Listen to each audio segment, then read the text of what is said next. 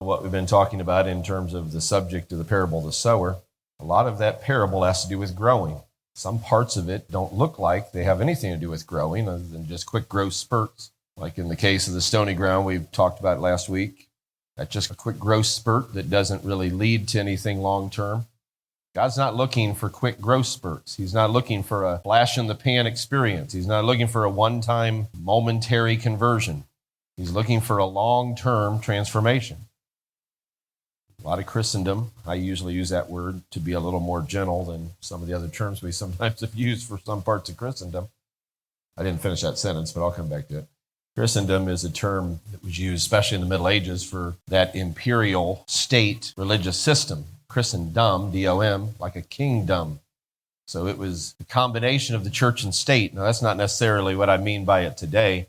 I just mean the general corpus of Christendom, the general body of Christendom, which is a little different than what we think of as the body of Christ, because not everything that calls itself Christian is Christian. Not everything that calls itself, in terms of its origins, of God is truly of God. There's a lot of things that aren't of God. They're of man. We make sure whatever we're doing is of God, don't we? We want to keep it that way. We need to do that by being very careful in terms of what we allow to influence our thinking, what we allow to become part of the building. We let things get into the building that could corrupt the foundations, perhaps not even the foundations, but what's been built on the foundations. Whether it's attitudes or ideologies, those things can be very detrimental to the end product. So we're always wanting to be careful. God, help us to be building right. Help us to build on the right kind of foundation. Now, I'm talking about that corporately. I don't want to bring it down to the individual level because you have an individual foundation. The individual foundation is where God has met with you and where you've made those covenantal commitments to God that create a relationship. That relationship is the foundation of your faith. The kind of faith that we believe in is relationship driven. You realize that it's one of the only religions on this earth that really is? Have you done a study of some of the other religions? I'm not talking about denominations of Christianity. I'm talking about true other religions. You know that Islam isn't really about relationship at all. It is all about submission to someone you could never really be in a relationship with. He is so far above you and so cold and cruel and otherwise, no matter how they might want to describe him at times. You really can't ever be in a relationship with him. You just have to submit to him. Some people's conception of God is that way. They think that God is a cold, cruel taskmaster that just expects absolute obedience and has no love or mercy, but he certainly does. You look at some of the other religions of this world. Most of the religions of this world, other than the three monotheistic religions, which of course two of those came from the same source, Judaism and Christianity, Islam did not come from that source. They'd like to claim they did, but they did not come from the same source. They didn't come from the same spring as Christianity and Judaism. But other religions come from a very different mindset. Some of them are polytheistic, meaning they believe in many gods. Some of them are religions of ancestor worship, where it isn't that they believe in God so much, but they believe the spirits of your ancestors are who you're to revere and to be doing things for. Some of them are a combination of things, but some elements of religions like Buddhism are not really about worshiping a god at all. They're more about turning off everything that makes you human, which is a little bit odd if you think it through, until you just are one with the universe, which, no, I'm not going to wade into evil spirits and such here. Be a very easy way to open yourself up to access if there is something out there. If you turn off and you just open up to whatever, that's a pretty dangerous thing to do. But very few religions, if any, really are built on a relationship. They're usually built on your recognition of something other than yourself that you have to fear and be wary of. When they offered sacrifices in the ancient world, it was out of terror most of the time or out of trying to coax some kind of a blessing. Maybe they will send rain if we offer enough blood, whatever it might be that you think has to be done to accomplish that. But the Christian faith and the Judaistic faith that preceded it, at least the form that preceded it, was a religion based on relationship. Very different, very unusual. And so in order to have that relationship, somebody's heart has to change. God's heart isn't going to change in terms of its feelings. It might change in terms of its feelings towards you if your heart changes. If you change your position of relationship with God, God's attitude towards you will change. But God loved you before you changed it, so that should tell you something. But all of it's based on relationship. And if we come back to our subject of the parable of the sower, all of the parable of the sower is about growth or lack of growth. Every bit of it, every stage of it, not just the 4 soils or the grounds that are there, but even the 3 levels of production in good ground. It's all about growth. It's all about getting some return on investment for that seed. So the wayside soil, as you know, gets no return on investment. You can't do anything with that unless you break it up. The stony ground gets a temporary return. It gets a quick flash in the pan, quick burn. And then the challenge of that relationship comes in. It's like somebody who gets married and they don't count the cost of marriage. There's a cost to marriage. I don't mean that marriage is miserable. Your married life may be the most wonderful thing in the world. I certainly wouldn't have wanted to be in any other state than the state I'm in, even at times when we haven't agreed on things or clashed over something. Even at those times, being in the relationship is better than not being in it. I hope you all can agree. I'm not going to ask you to, but I hope you can. Certainly, I'd prefer to be in the relationship, even when the relationship is hard at times, when we're going through difficulties or when you're facing trouble of different kinds, challenges, whatever it might be that you face in this world. But we don't give up on the relationship because it has challenges to it. But that's what stony ground is. It's somebody that was really excited about the relationship. They went through the honeymoon phase of their relationship where it's excitement and a lot of emotion. That's usually how a lot of people start in their relationship with the Lord. It usually doesn't begin with a whole lot of intellectual. There's some intellectual elements, truths you might get.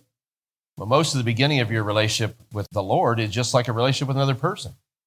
There's a connection you feel. There's some connection that happens and you think, I like being around this person. There's something about this environment. It's like when people come in the doors of the church.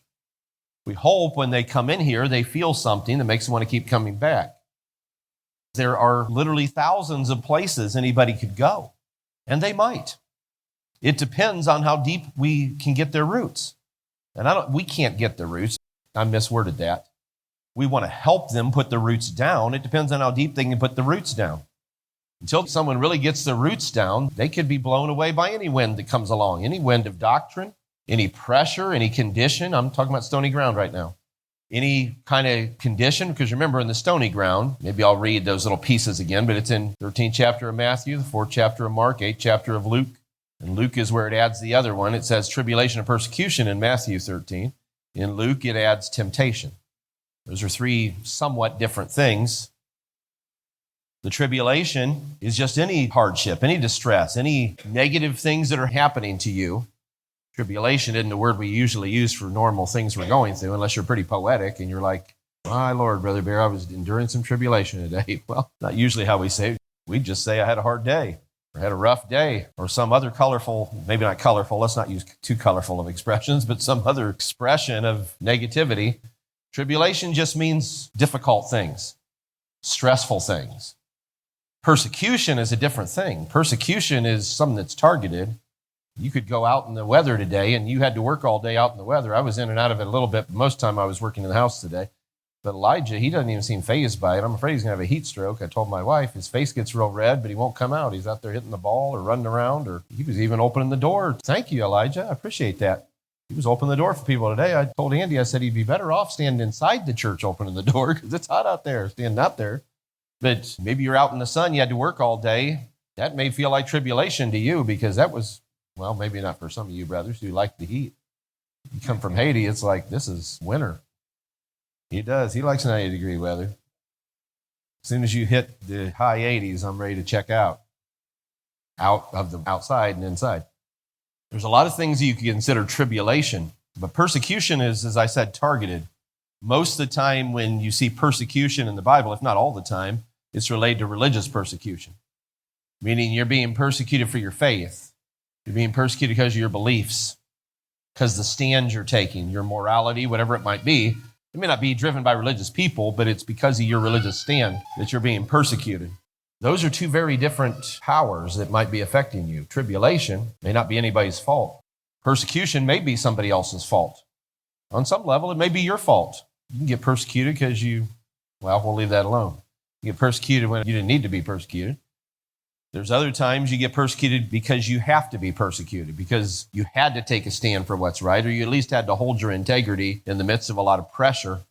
That's why I said it's so important to get our roots down. That's why stony ground is such a dangerous condition to be in.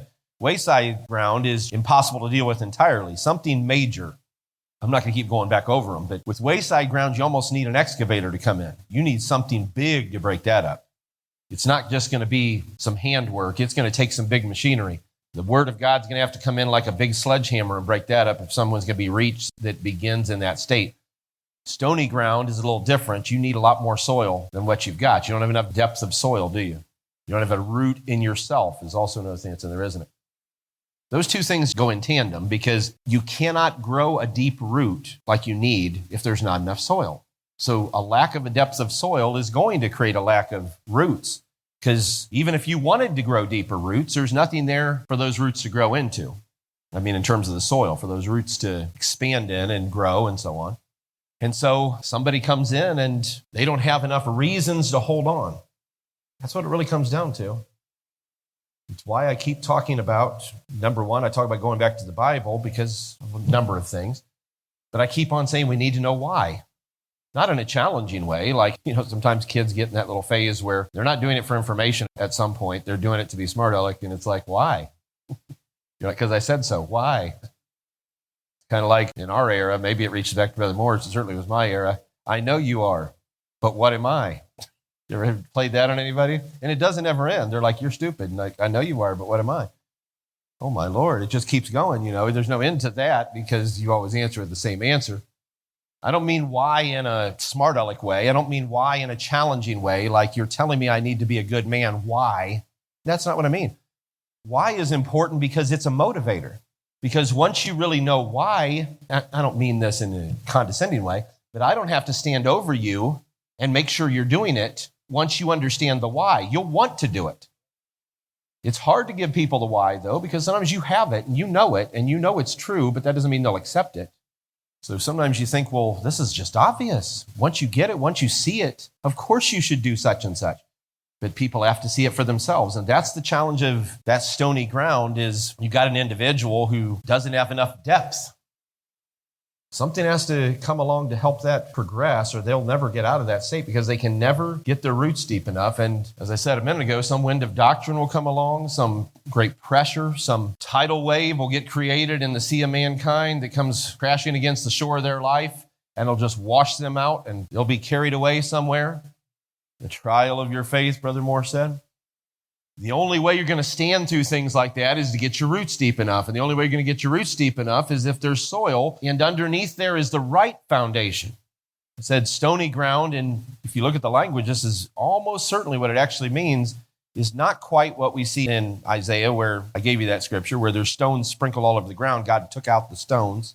That could be stony ground, but the language that's used in the New Testament in these parables, it said it was on the rock. It is probably a solid surface with not much soil on it. Not a whole bunch of rocks in it, but it's a rocky surface with not very much soil on it. So something may have to go down in there and break that up. You may need a new foundation, the right kind of foundation, where you can get deep down into the soil, and when the roots finally go down as deep as they're supposed to go, then you hit the rock. You hit the real rock, not some ideology of your own, something that some hardness in your own heart, but you hit Jesus. You hit the foundation stone. What we want to do is help people who are in that state if they can be helped. I told you, and I'm going to say it probably every time I talk about this parable, I don't think any of these grounds are without hope. I think they all have hope. They begin with less hope, and each one has a little bit more potential. But until you get to good ground, they only have the potential to do a little bit of growth, and then there's no more momentum, there's no more room to grow, and they're going to die out. They're not going to make it. So the only way to help that is in the case of stony ground, you're going to have to bring in a whole lot more soil. In the case of thorny ground, you're going to have to clear the thorns out. And that's going to take some agreement on the part of the person. You can't do that to somebody. That's what I said a little bit ago. You can't make it happen. I wish you could. I wish you could just take somebody and change them by just saying something to them or doing something for them, praying for them for that matter. I wish our prayers had the power to transform people. But if they did, they would never learn the lessons they need to really grow. Because you have to grow into the measure of the stature of the fullness of Christ. You can't be transplanted from immaturity to maturity in a leap. I've had people sometimes come up in prayer lines. I had somebody do this in a previous church where I was at in Mansfield, where a person would come up in the prayer line often wanting to change something in their life. And I think they felt like if I get prayed for enough, it'll change. when what had to be done was a change in their commitment, a change in their willingness to make some sacrificial decisions. A lot of times we just want someone to take something away. That's why I'm even really careful with how we handle anything that could be a spiritual issue, whether it's in our heart or something external. There's things we have to do. You can't just depend on someone else to take care of it for you. Like every time I have a problem in my life, the minister will pray for me and it'll deal with that problem. That's not really how God works. He can do that, but the majority of things, there is a battle to it. There is a process that we have to be involved in. So talking about this stony ground, I don't think the stony ground is an example of something that can't be changed. It's just it's not going to be changed without some external help. You come along in somebody's good ground, you can sow the seed in their heart, and that's all that'll have to happen, and there will be growth. Now, other things have to happen to bring it to full growth, but there'll be growth that can be sustained. You come along to wayside or stony or thorny ground, you're going to need some external help. You're going to need something else going on because you're not going to keep that person if something doesn't change. And it's hard. It's hard. We always are going to have people like this. At the level that our church has gotten to now with the expansion that we've had, you are guaranteed to have people like this. There's times when you get down to, and I think some people think this is a sign of success, but it won't be a sign of success until Jesus comes. And even then, I don't know if I'd say it's a sign of success. When you get down to a core group that are all completely faithful, or at least they appear to be, in terms of the externals, they all show up all the time. You know, it's like here we are on Wednesday night. We can say it can't be, Brother Knowles. The Wednesday night saints, you know, they're the ones who, not always true. Sometimes people have to work and other things. But they're the ones who are the most faithful. They come out on Wednesday night, which is sometimes, I said, true. It's not always. There's some extenuating circumstance at times. People can't be here. But you get down to that core group. I think sometimes people want to just get down to the core group. They almost want to lose anything extraneous so I can make this as pure as possible. But that's not the way the church works. The church is, I think I've heard Brother Moore say many times, it's a saving station. The church is a hospital. Jesus made that so clear, and yet some people entirely overlook that statement. He said, this is not for people that are well, though it is. Let me put it this way. We all have some level of sin sickness. We all need help. You go to the hospital because you got a splinter you can't get out. That might not be a big deal, but for you it is. You go to the hospital because you have cancer you need to be taken out, which is a whole different level. We all do have the cancer of sin working in us, all the different degrees as we mature and things happen in our lives. We have all those pressures, talking about the stony ground, things that are coming from without that are troubles that you say to yourself, if this is what it is to serve the Lord, I think I'd rather do something else. Or if I'm going to be persecuted, you notice that one of the things there is it says, because of the word, I'm standing for God's word, and I've got people mocking me or I've got people attacking me. In this day and age, they'll label you all kinds of names and try to destroy your credibility and your reputation and everything else for standing for conservative values. And you say, well, that's not what I signed up for. Then you didn't know what you signed up for, because that is what you signed up for if you signed up for this, because this is a camp of war. A song Brother Watson used to sing. I'd love to hear him sing it again right now. It's a battleground, brother, not a recreation room. It's a fight and not a game. Run if you want to. Run if you will. But I came here to stay. That's the attitude you've got to have. You've got to say, I came here to stay. There may be things you won't understand. I was just talking to Brother Jerome about that today. Not that he didn't understand, but just about a situation. Sometimes people don't understand things. They're like, why do we do this? Why do we do that? And if you're not careful, you'll start building up a list of reasons to leave. Well, I don't agree with that, and that's not the way I do things. And once the list gets to a certain point, it creates a tipping point. The list can get long enough in your heart. It did with me. In the late 80s, when I left, that's exactly, well, mid-80s, mid to late 80s, I guess, when I was gone, my mid to late teens, because I was born in 71. It did that for me. I don't even know if I was keeping a list. It wasn't like a checklist, like if one more thing happens, I'm out of here. It was just building in my heart, where this hurt me or irritated me or offended me or whatever. And it just kept building until finally I checked out. I don't think I ever looked at the list like, okay, we've hit 100, I'm out of here. The weight of it finally pushed me out. Some of it was not my fault, but some of it was very definitely my fault. Some of it was temptations of this world, just like that stony ground and the thorny ground you're going to see, where the cares of life, the temptations of the world are pulling on you. Some of it was some of the other things, going through hard times when you think, well, why should we go through this? Why should the church have to go through this if it's really God's people? God's people have always gone through great blessings and great blows at times. You have to have your roots deep enough. And every single person in this assembly is going to have to get their roots deep enough they're going to last. Because no one will last if you don't get your roots deep enough, which means we got to get some more soil. How do you get some more soil? Well, part of it is getting a better understanding, because remember, that's part of what is the problem with wayside soil that preceded this. They didn't have understanding. Getting a better understanding, I'm going to tie the why into this too. If you really know why this is so precious, it'll be worth whatever pain. It'll be worth whatever persecution. But see, if you don't know why it's precious, there's the problem we run into, Brother Jerome. If somebody does start to get into that place, the danger is they don't really understand how precious what they have is. We can't force that on them. At times we've tried, and maybe some of this was good and some of it was not, but at times we've tried to sell people on the superiority of what we have. I mean with words, not with deeds. But you really can't sell people on your superiority with words. You can talk big talk, but if you can't back that big talk up, you see the problem? It's better to be the thing, as I keep saying, than to talk about it. And so one of the most important things we have to do is have something that if somebody actually sees what's really here, they'll realize, I don't want to be anywhere else. I don't think I can find that anywhere else. But if everything they see is just surface, if everything they see is just something that could be replicated somewhere else, and maybe you and I would look at what's being replicated somewhere else and say, but that's not the same as what we have. But they aren't mature enough to know the difference. The depth of the way the Spirit is moving, if all that their experience with that is something very shallow, they don't really have a lot of sensitivity to the Spirit, or they haven't been deep enough in it, the emotions they feel will be no different than the emotions they feel somewhere else. They go somewhere else and think, I'm getting the same exact result there. You see, there's not enough depth in terms of their understanding. There's not enough depth in terms of their sensitivity. All those different things. You could go through so many, and try not to overcomplicate this, but you go through so many things that the depth of that soil can represent. One of the things is you have to have a very deep sensitivity of things of God. You got to be able to tell the difference between what's holy and what's profane, what's real and what's false. So you come in and you're like, this is different. I always appreciate when someone says that. Now, we could say it, and maybe there's times when it might need to be said.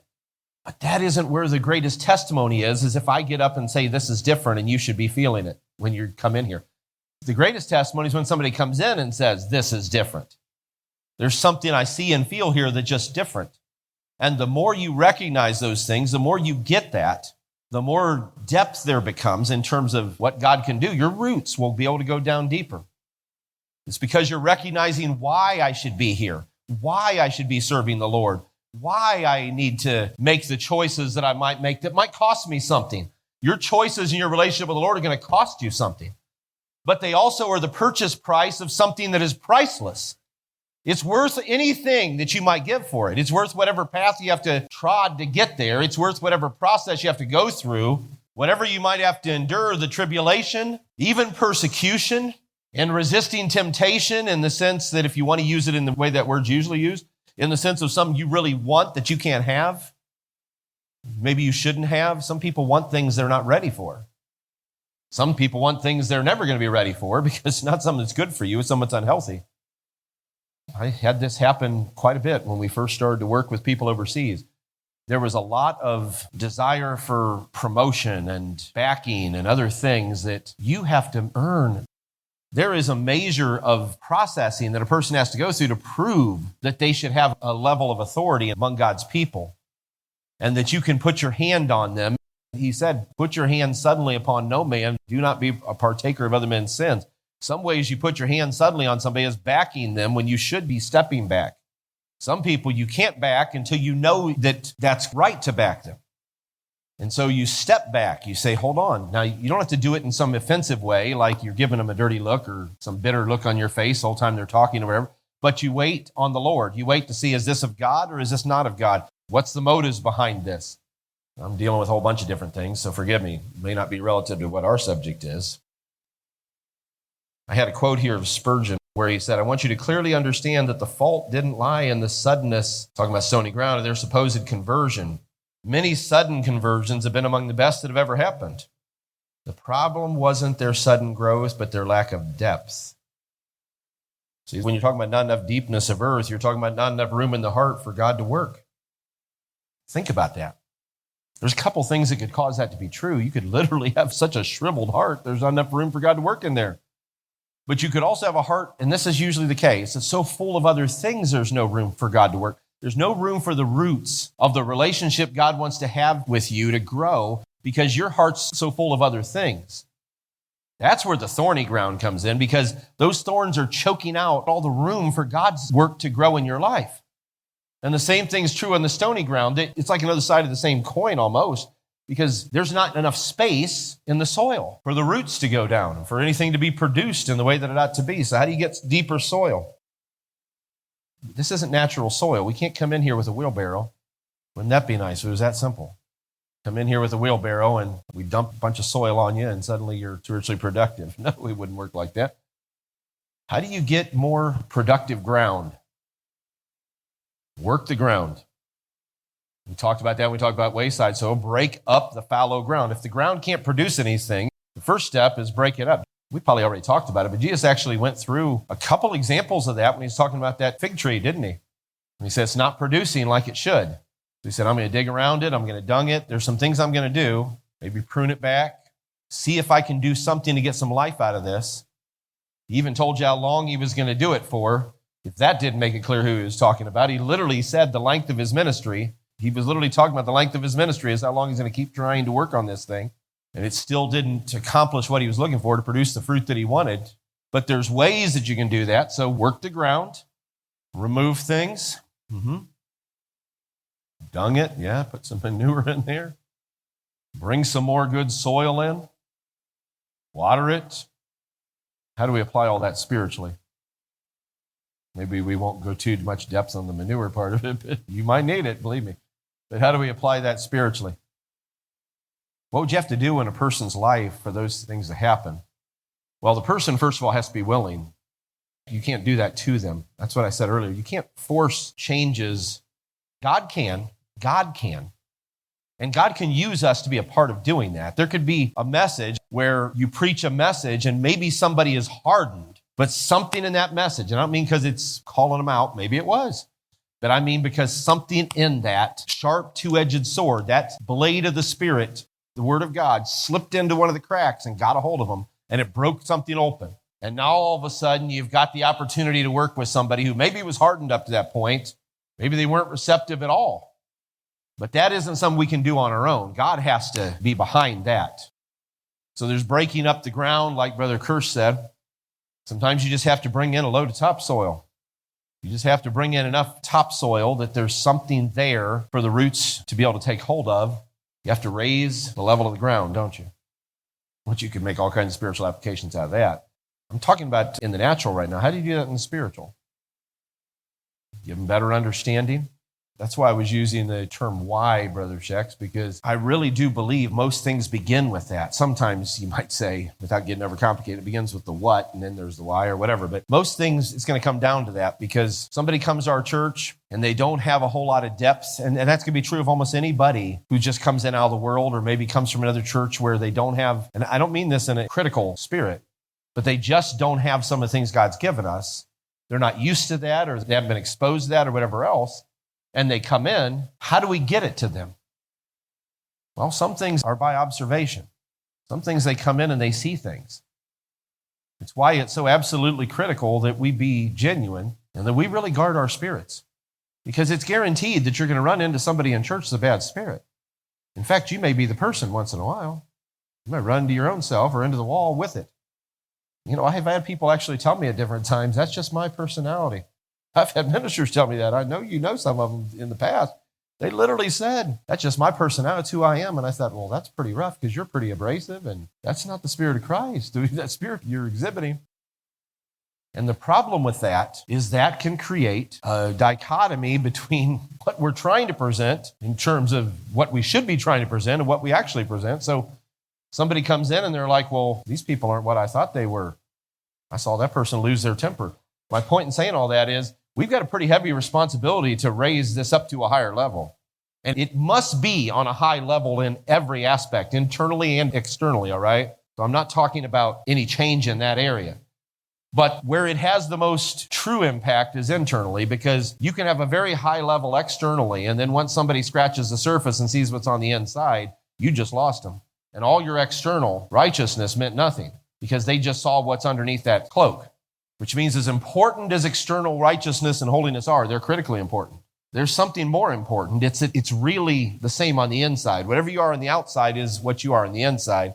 And so people don't scratch the surface and find something different under the surface. You're living up to the example you ought to live up to as a Christian, because that's absolutely critical.